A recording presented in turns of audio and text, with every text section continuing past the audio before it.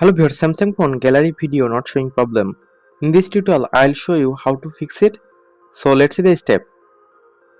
For solving this problem, first of all go to settings, scroll down, go to apps option. From here find gallery apps. Click on gallery apps.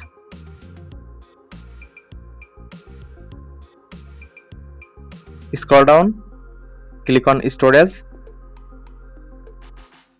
Now click on clear data. Click on delete.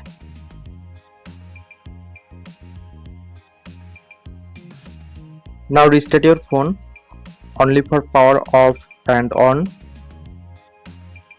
After following all steps, now open gallery and see videos showing now. If still problem not resolved, then click on menu option and here you can see videos. From here you will see all videos. So thanks for watching. Stay connected for more updates.